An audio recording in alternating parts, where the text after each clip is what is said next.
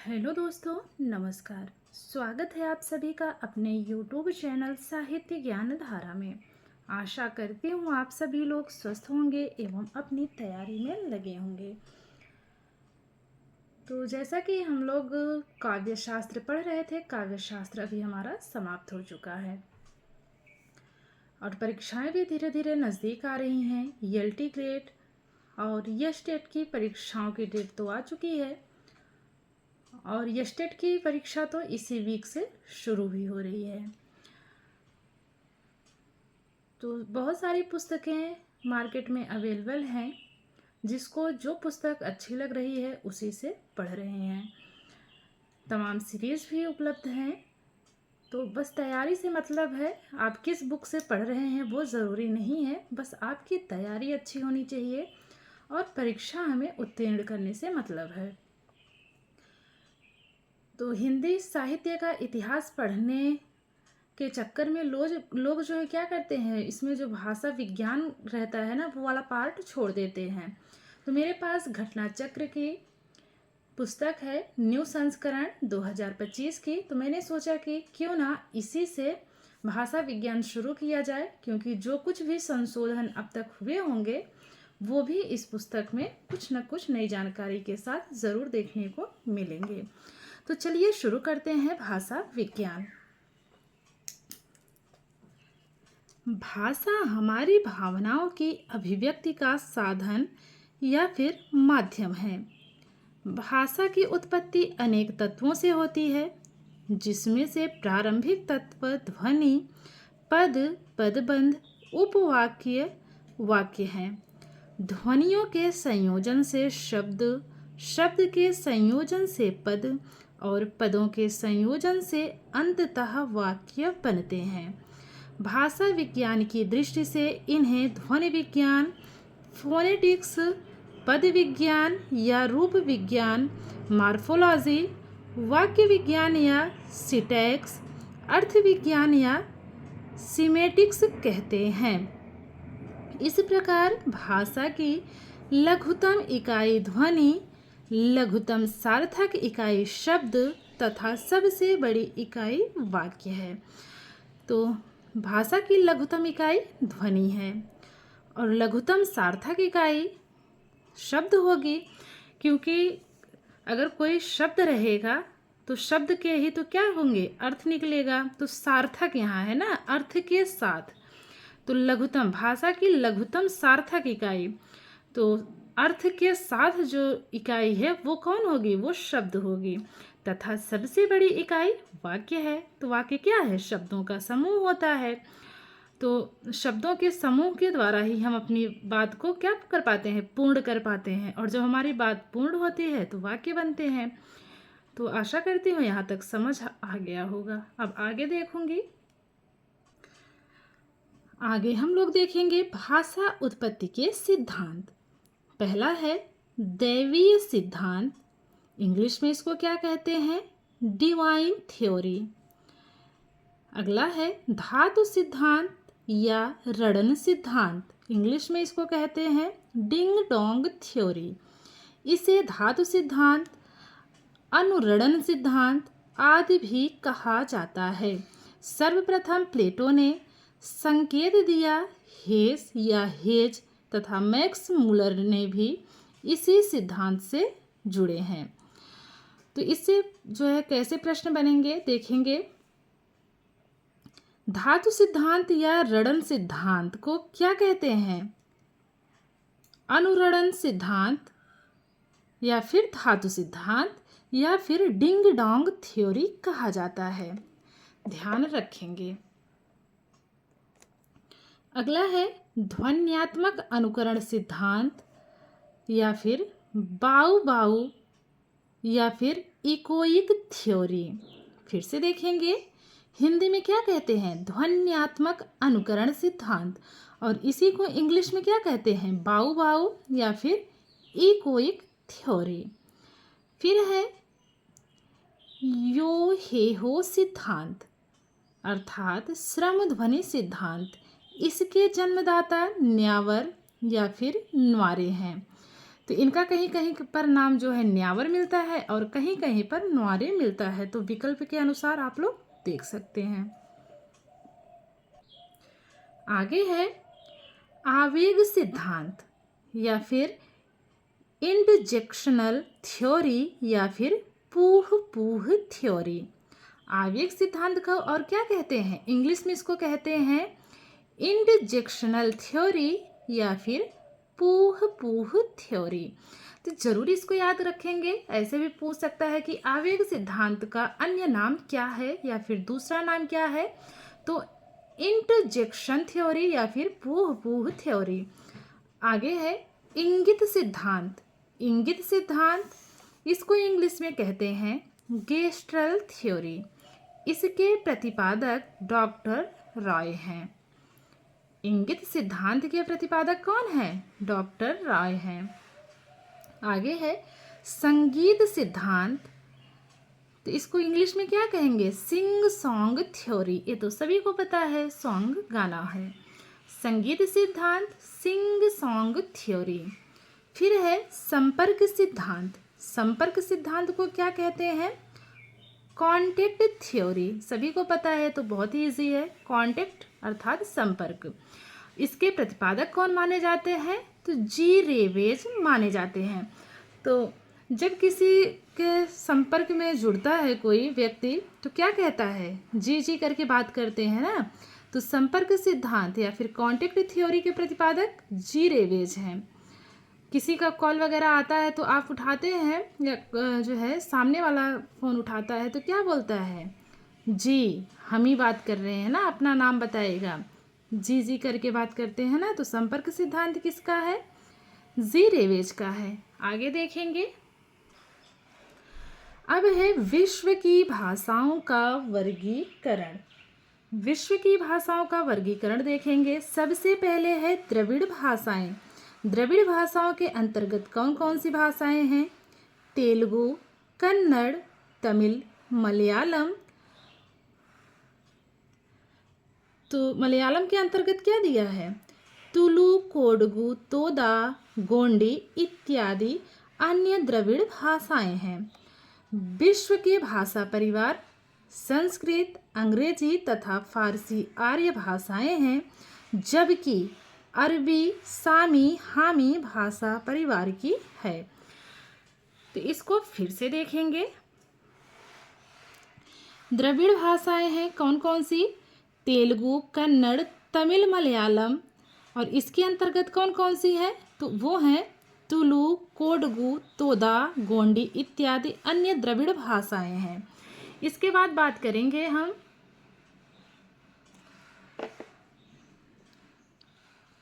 संस्कृत, अंग्रेजी तथा फारसी आर्य भाषाएं हैं। फिर से देखेंगे अंग्रेजी, संस्कृत तथा फारसी कैसी भाषाएं हैं? आर्य भाषाएं हैं। जबकि अरबी कैसी है? अरबी सामी हामी भाषा परिवार की है। ध्यान रखेंगे। अब देखेंगे विस्तार से इसको हम लोग। भारोपीय अर्थात आर्य भाषा भाषा परिवार, सामी हामी भाषा परिवार, द्रविड़ भाषा परिवार, ऑस्ट्रिक भाषा परिवार, फिनो उग्रिक भाषा परिवार, अल्ताई भाषा परिवार, चीनी भाषा परिवार। इसके आगे है काकेशियन भाषा परिवार, अमेरिकी भाषा परिवार, बॉक्स भाषा परिवार, बंटू भाषा परिवार इत्यादि। तो ये सभी क्या हैं? ये सभी जो है विश्व के भाषा परिवार हैं। जितना भी हम लोगों ने पढ़ा इधर का जितना भी हम लोगों ने पढ़ा वो क्या है? विश्व के भाषा परिवार हैं। लेकिन जो महत्वपूर्ण है वो ऐसे प्रश्न बनेगा तेलुगु,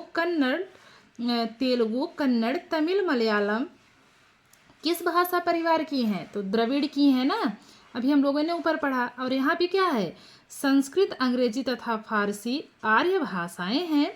जबकि अरबी किस भाषा परिवार की है? तो सामी हामी भाषा परिवार की है। इस बात का विशेष ध्यान रखेंगे। चलिए आगे देखते हैं। अब हम लोग देखेंगे भारोपीय भाषा परिवार। भारोपीय भाषा परिवार, इसके भी दो खंड हुए हैं, कौन कौन से? सतम वर्ग और केतुम वर्ग। अब सतम वर्ग के अंतर्गत कौन कौन से हैं? संस्कृत, फारसी इत्यादि। केंतुम वर्ग के अंतर्गत है लैटिन, ग्रीक इत्यादि। अब देखेंगे भारत ईरानी आर्य भाषा, तुखारियन, आर्मनीय, जर्मनिक, केल्टिक, ग्रीक, हित्ती, बाल्तो इत्यादि भारोपीय परिवार की भाषाएं हैं। तो ये सभी जो है कैसी भाषाएं हैं? ये सभी जो है भारोपीय भाषा परिवार हैं। कौन कौन से? जो अभी हमने इसमें पढ़ा। और भारोपीय भाषा परिवार के कितने भेद हुए हैं? तो दो भेद हुए हैं, सतम और केंतुम। सतम वर्ग के अंतर्गत है संस्कृत, फारसी इत्यादि, और केंतुम वर्ग के अंतर्गत है लैटिन, ग्रीक इत्यादि। अब चलिए आगे देखेंगे। विभिन्न पुस्तकों में इन भाषा परिवार की शाखाओं के नाम थोड़े बहुत भिन्न भिन्न अक्षरों में मिलते हैं। अब कोई भी पुस्तक है तो ऐसा तो नहीं है कि सभी पुस्तकें जो है एक ही जगह से निकलती हों, अलग अलग जगह से निकलती हैं, तो जाहिर सी बात है कि शब्द में जो है भिन्नता रहेगी ही रहेगी। चलिए आगे देखेंगे भारतीय आर्य भाषाएं। अब भारतीय आर्य भाषाओं का वर्गीकरण कितने भागों में हुआ है? 3 भागों में हुआ है। कौन कौन से? प्राचीन आर्य भाषाएं, मध्यकालीन आर्य भाषाएं और आधुनिक आर्य भाषाएं। तो चलिए इसके अंतर्गत देखते हैं। प्राचीन आर्य भाषाएं, इसके अंतर्गत है वैदिक संस्कृत या फिर लौकिक संस्कृत। और मध्यकालीन आर्य भाषाओं की बात करें तो इसके अंतर्गत है पाली, प्राकृत, अपभ्रंश, अवहट्ट। आधुनिक आर्य भाषाओं की बात करें तो हिंदी, सिंधी, पंजाबी, गुजराती, मराठी, असमिया, ओडिया, बंगला, पंजाबी, कश्मीरी इत्यादि हैं। पुनः देखेंगे प्राचीन आर्य भाषाओं की बात होगी तो उसके अंतर्गत आएगा संस्कृत या फिर लौकिक संस्कृत, वैदिक संस्कृत। सबसे पहले कौन आया? वैदिक संस्कृत, उसके बाद संस्कृत या फिर लौकिक संस्कृत। और मध्यकालीन आर्य भाषाओं के अंतर्गत है पाली, प्राकृत, अपभ्रंश, अवहट्ट। और आधुनिक आर्य भाषाओं के अंतर्गत बाकी बची हुई भाषाएं हैं, जैसे कि हिंदी, सिंधी, पंजाबी, गुजराती, मराठी, असमिया, ओडिया, बंगला, पंजाबी, कश्मीरी इत्यादि। तो चलिए आगे देखेंगे। बोडो, मणिपुरी तथा चीनी, तिब्बती परिवार की आधुनिक भारतीय आर्य भाषाएं हैं, जबकि संथाली ऑस्ट्रो एशियाटिक परिवार की आधुनिक भारतीय आर्य भाषा है। द्रविड़ परिवार की आधुनिक भारतीय आर्य भाषाएं हैं, कौन कौन सी? तमिल, तेलुगु, कन्नड़ तथा मलयालम। तो प्रश्न इसमें कैसे बनेगा? ध्यान रखेंगे। बोडो, मणिपुरी तथा चीनी किस आधुनिक भारतीय परिवार की आर्य भाषाएं हैं? तो तिब्बती परिवार की। फिर प्रश्न बन सकता है संथाली ऑस्ट्रो एशियाटिक परिवार की आधुनिक भारतीय आर्य भाषा है। संथाली कैसी भाषा है? संथाली कैसी भाषा है? तो ऑस्ट्रो एशियाटिक परिवार की आधुनिक भारतीय आर्य भाषा है।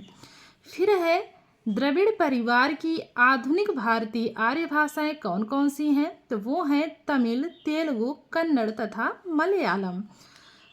आगे है प्राचीन भारतीय आर्य भाषा का समय माना जाता है 1500 से लेकर के 500 ईसा पूर्व तक।